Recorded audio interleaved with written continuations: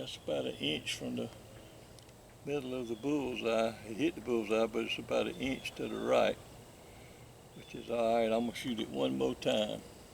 Make sure.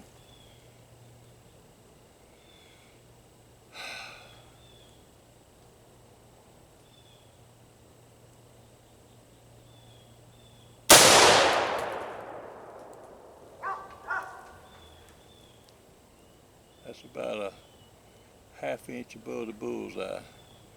So she looks good. That's usually all I gotta do with those 7 mag is just come down here and shoot it. Well, howdy. I haven't had a Capt Buster's teachable moment in a while. But been hearing the Lord here right lately. And I just wanted to talk to y'all just a little bit about what I heard. You know, our country is in a real dangerous place. And I pray for it, boy, every morning when I get up with this whole coronavirus going on and them trying to burn the country down. But anyway, I've been real concerned about all this. Of course, I know that God's going to take care of us. But here's what I heard him say. He says, you know, we all have a calling on our life, all of us. And he said the calling on your life, but like he told me a long time ago, he said, Buster, the calling on your life is to be Buster Rush and be a conduit that I can flow through. And that's it. That's what we're all called to do. Just let God speak through us.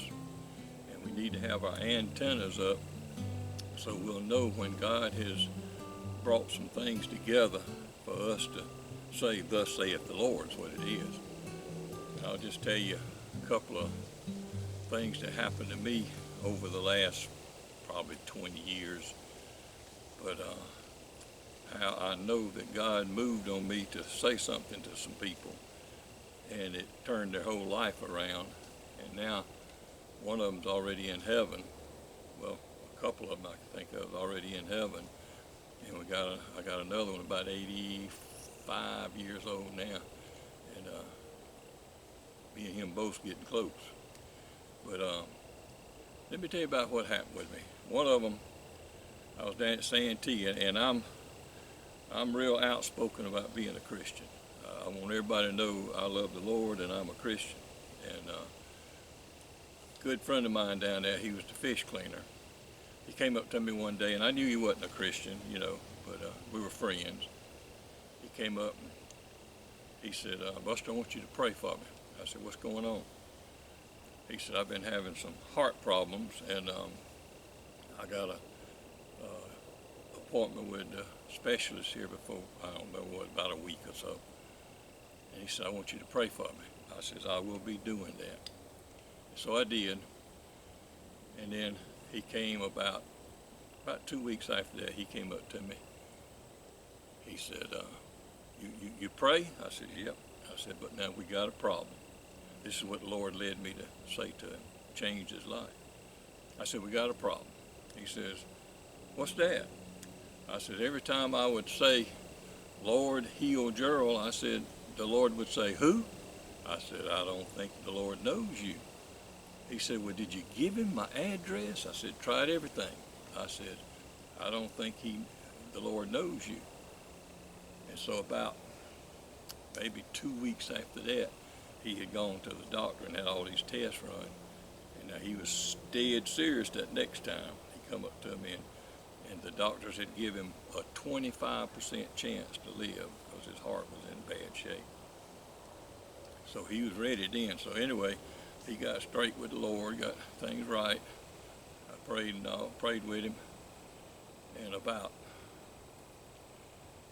he went and had the operation, what all they were going to do to him. And about 6 weeks after that, I was meeting a party up there at the landing there at Goat Island. And it was dark, still dark, and they hadn't got there yet. And I could tell it was somebody jogging. I could hear the feet going, choo, choo, choo, choo, choo.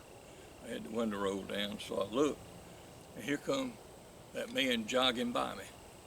I said, boy, you look like you're doing a lot better. He said, doing good, and I will never forget it because there was just light right there where I was. And I watched him jog on off into the darkness. And then the Lord gave him 7 more years. So that was just a blessing there. So I know he's in heaven now. And another one was I was working, putting out food plots and all with this guy. I had just met him.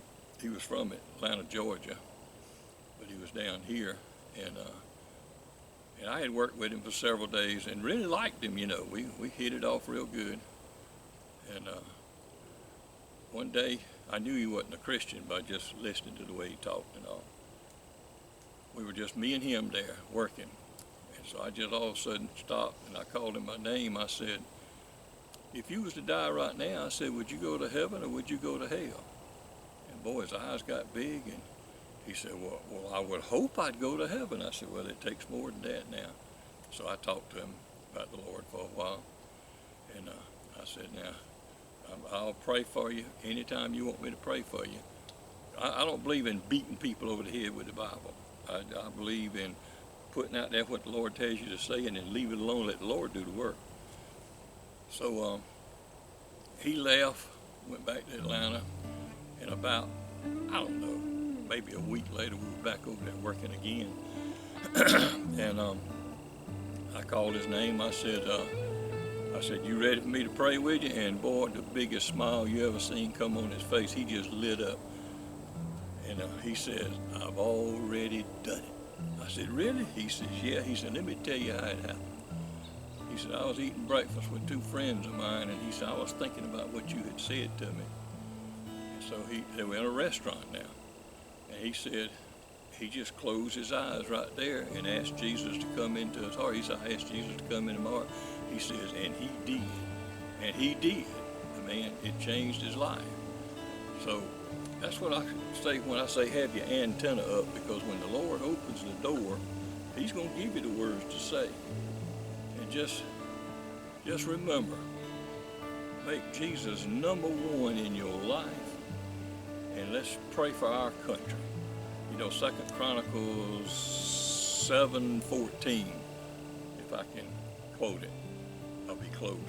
It says, if the people that are called by my name, which would be Christians, God said, if the people that are called by my name would humble themselves and pray and seek my face and turn from their wicked ways, he says, I will hear from heaven and I will heal their land. So the calling on all of our lives that are Christians is pray. Pray for our country and vote. Get out there. People complain. I've talked with people before, they be complaining about things that would happen. I said, well, did you vote? No, I don't vote. Then you ought not be complaining. So everybody get out there and vote, and let's turn this thing around. Okay? Thank you for listening. All right, let's walk down here and see. I'll show you where them 2 rounds hit. All right. That's where they hit. One about a 1/2 inch high, got a little bullseye, and one about 1.5 inches to the right, almost level with the bullseye. So I believe that'll kill him. All right, talk with y'all later. It's about that time, season's about ready to open. Boy, it's hot too. I'm just not real excited when it's this hot, but it'll come on me here for too long. All right, talk with you later.